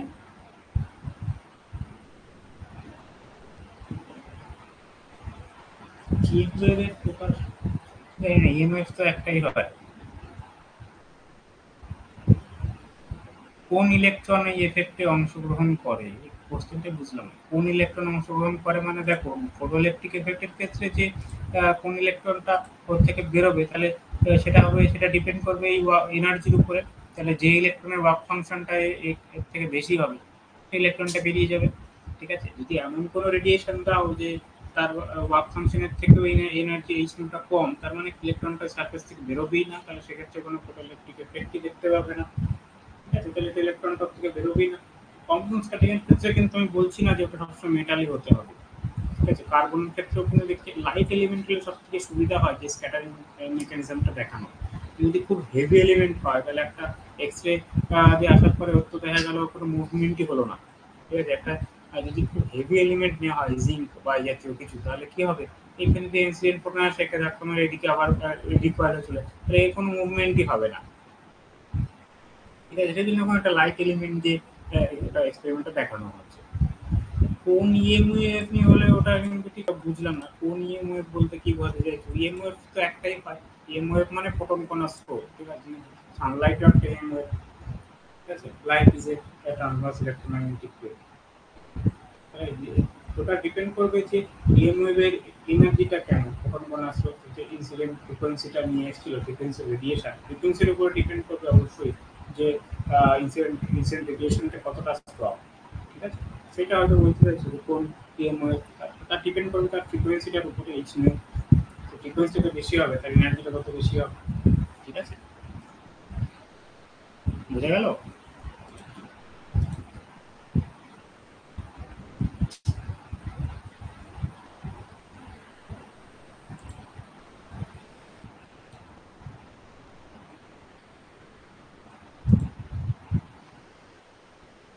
আচ্ছা যেটা হয়ে গিয়ে থাকে একটা প্রবলেম আমরা একটু করার চেষ্টা করে দেখি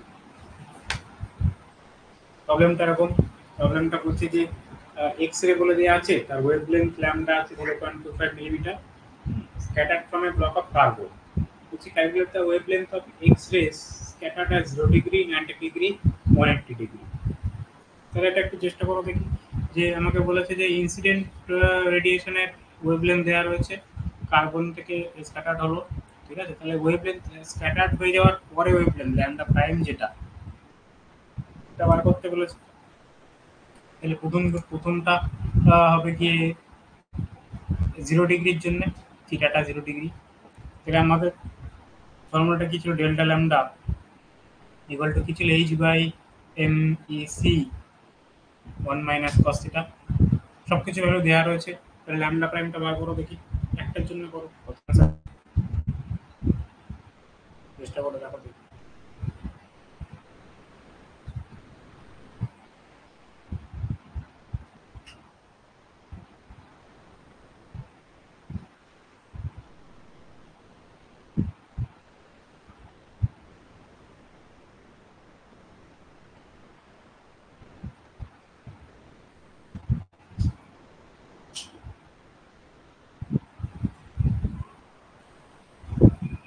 কত আসছে ল্যামডা প্রাইমের ভ্যালুটা 0 না ল্যামডা প্রাইমের ভ্যালু দিয়েছি চেঞ্জ চেঞ্জ ভালো করে কোশ্চেনটা করো wavelength of X ray scatter lambda prime বার করতে বলেছে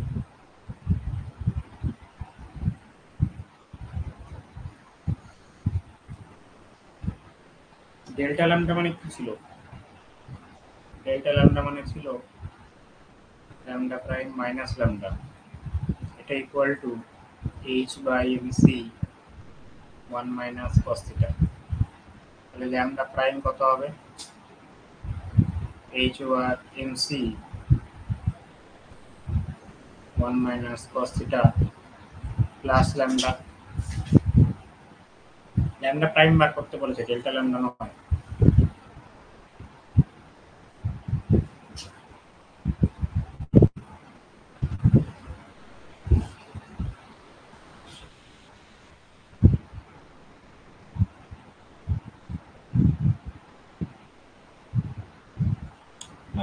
আমার মনে হয় এটা মিলিমিটার নয়, এটা ন্যানোমিটার হবে। মিলিমিটারে এক্সরে করা হয়নি,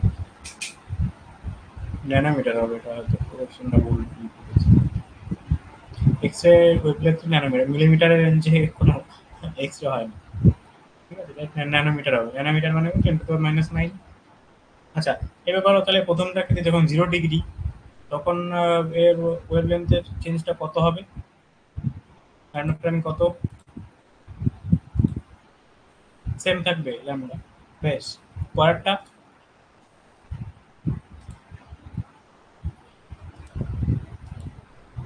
যদি 90 ডিগ্রি হয় কি হবে?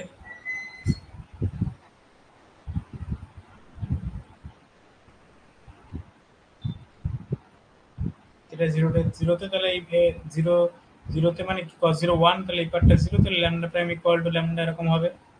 সিমিলারলি সেকেন্ডটা আমাদের কি বলেছিল? সেকেন্ডটা বলেছিল যে যখন theta equal to 90 degree, theta 90 ডিগ্রিতে ল্যাম্ডা প্রাইম কত হবে? ক্যালকুলেট করো।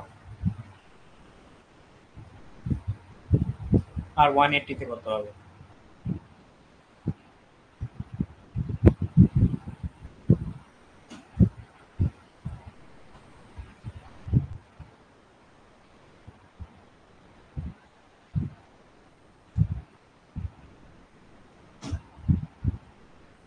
cos 90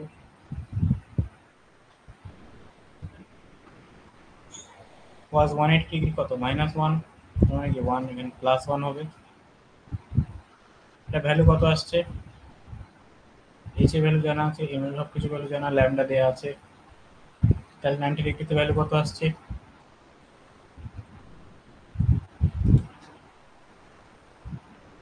zero? কি করে জিরো হচ্ছে? কি করে জিরো হচ্ছে আমি যেটা বুঝতে পারছি।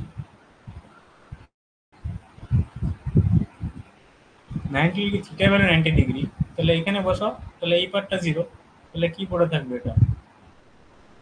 H over MC plus lambda, তাই তো? এটা তো হবে অ্যান্সার। তাহলে এটা জিরো কি করে হচ্ছে? সিমিলারলি এটার ক্ষেত্রে যখন 180 ডিগ্রি অ্যাঙ্গেলটা, তাহলে এটা কি হবে? 2 আসবে। তাহলে 2h/mc প্লাস ল্যামডা। ভ্যালুগুলো বসাতে পারছো না? ভ্যালু তো দেওয়াই রয়েছে সব। ল্যামডা ভ্যালু দেওয়া আছে 0.25, এটা ন্যানোমিটার বললাম। এইচ এর ভ্যালু, এম এর ভ্যালু, সি ভ্যালু বসাও, ক্যালকুলেট করো ক্যালকুলেটর ছাড়া।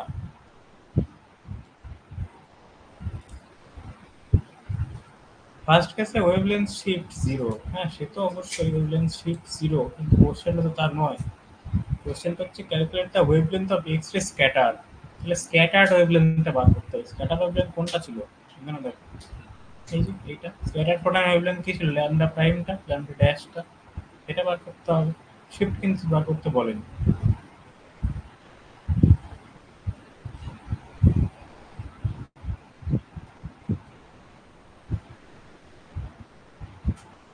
কত ছোট ক্যালকুলেট করো দেখি। এটা করলে কত হবে? এইচ এর ভ্যালু 6.6 10⁻⁻34, এটা ভ্যালু কত? মাস 9.1 10⁻⁻31, c equals 10⁻8 প্লাস ল্যামডা কত? 0.25 ন্যানোমিটার।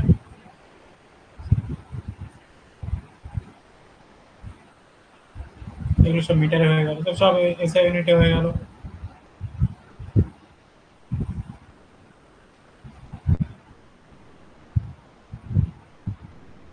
এটা ক্যালকুলেট করলে কত আসছে কার?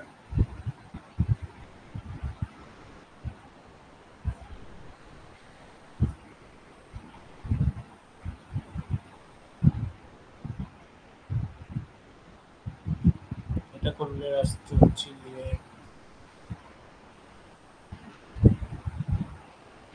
0.0024 10⁻⁻9 প্লাস 0.25 10⁻⁻9। তাহলে যেটা দাঁড়াচ্ছে 10⁻⁻9 মানে ইন টার্মস অফ ন্যানোমিটার আসবে। তাহলে 0.2524 ন্যানোমিটার। ঠিক আছে, না ন্যানোমিটার অ্যাকচুয়ালি চেঞ্জটা খুবই কম, কিন্তু চেঞ্জ আছে, জিরো নয়। সিমিলারলি এটার ক্ষেত্রে করো, ক্যালকুলেশনগুলো নিজেকেই করতে হবে, কিছু করার নেই। 6.6 in 10 to the power minus 34 divided by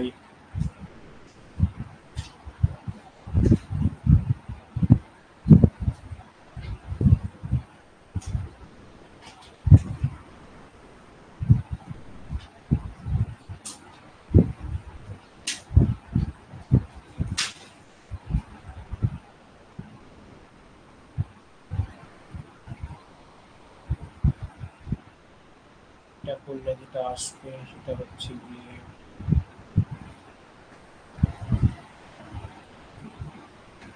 0.005 minus 9,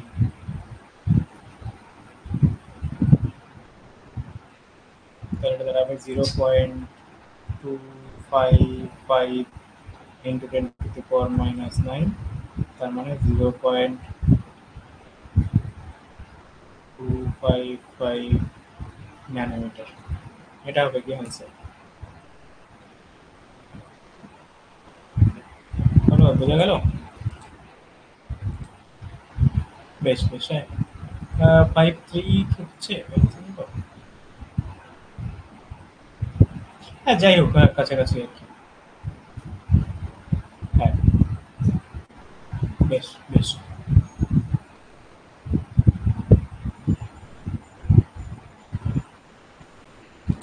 আর কেউ করেছে, আর কেউ করেনি। যাই, এই ধরনের প্রবলেমগুলো একটু দেখবে, ঠিক আছে?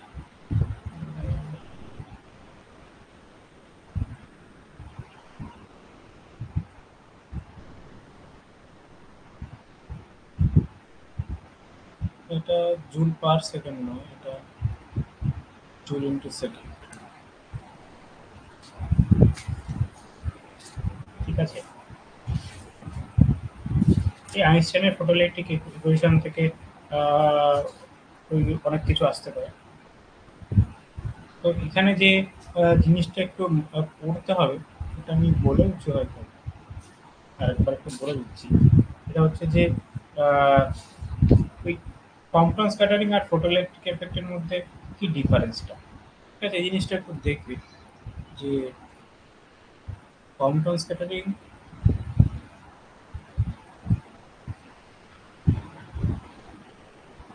Versus photoelectric effect.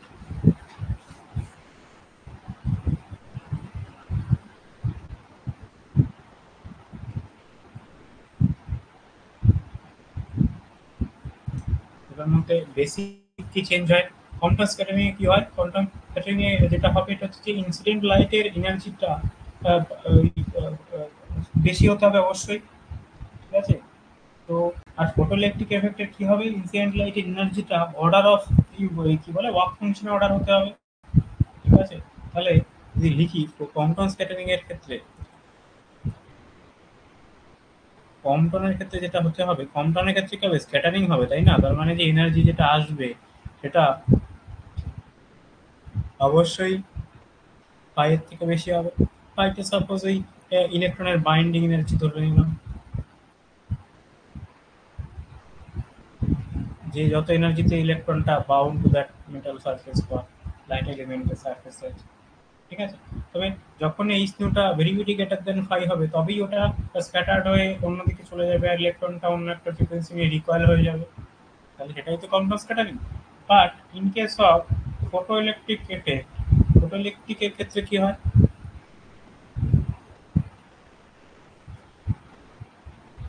দেখো, ফটোইলেকট্রিকের ক্ষেত্রে কি কোথায় ছিল? কিন্তু ফটোইলেকট্রিকের ক্ষেত্রে কখনটা শুরু হবে? যখন ওই ফাইটাকে ওভারকাম করবে তখনই ওই ইলেকট্রনটা বেরিয়ে যাবে। তাহলে এক্ষেত্রে যে এনার্জিটা হবে এইচ নিউ, এটা কম্পারেবল টু ফাই হবে। ফাই এর সমান হলে তবেই ইলেকট্রনটা বেরিয়ে আসবে। কিন্তু ইন কেস অফ কম্পটনের ক্ষেত্রে ইলেকট্রনটাকে দেখো রিকয়েল হতে হচ্ছে, ঠিক আছে? বলে ইলেকট্রনটাকে স্ক্যাটার ছিটকে যেতে হবে, তারপরে ফ্রিকোয়েন্সি চেঞ্জ হবে। তাহলে এর ক্ষেত্রে এর যে এনার্জিটা অনেক বেশি হতে হবে ফাইভ থেকে। আর ফটোইলেকট্রিকের ক্ষেত্রে কিন্তু এনার্জিটা জাস্ট কম্পারেবল হলেই হবে, কম্পারেবল ওর থেকে বেশি।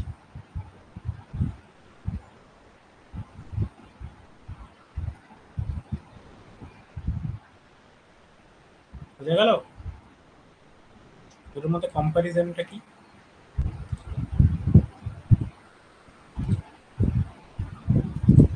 ঠিক আছে, কম্পাউন্ড স্ক্যাটারিং আর ফটোইলেকট্রিকের আরেকটা জিনিস আছে, যেটা হচ্ছে যে পেয়ার প্রোডাকশন, পেয়ার অ্যানিহিলেশন। এটা যদিও সিলেবাসে ডাইরেক্ট নেই, তাও আমি জাস্ট একটু সংক্ষেপে বলে দিচ্ছি, একটু সময় আছে। পেয়ার প্রোডাকশনটা কি আর পেয়ার অ্যানিহিলেশনটা কি? Pair production,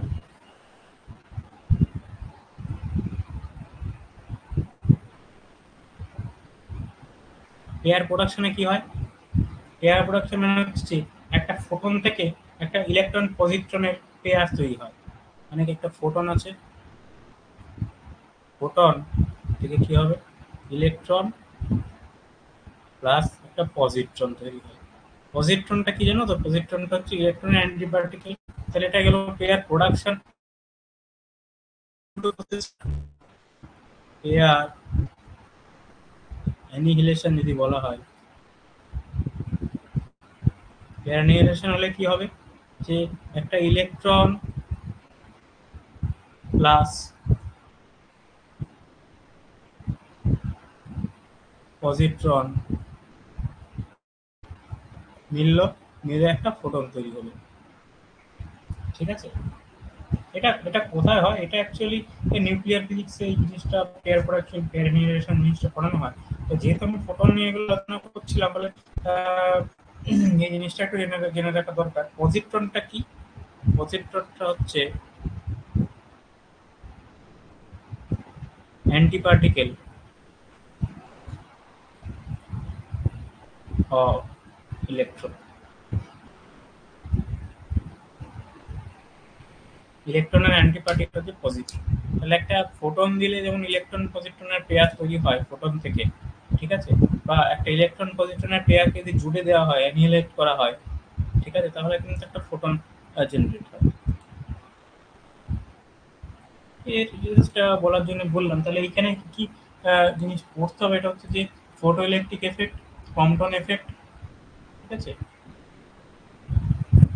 X ray characteristics, আর এই বেসিক রিলেটিভিস্টিক ইকুয়েশনগুলো, তারপরে পেয়ার ক্রিয়েশন, পেয়ার অ্যানিহিলেশনে কি হয়, আর comparison between photo Compton scattering আর ফটো ইলেকট্রিক এফেক্ট।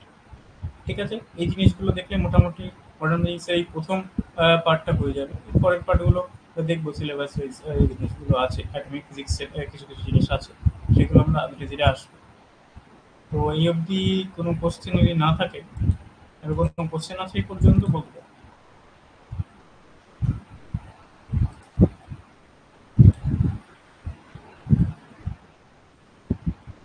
যদি কোনো কোশ্চেন না থাকে তাহলে আজকের সেশনটা এখানে শেষ করবো। পরের সেশনে আমরা অ্যাটমিক ফিজিক্সের পার্টগুলো একটু দেখবো, অ্যাটমিক ফিজিক্স সিলেবাসে যা যা আছে।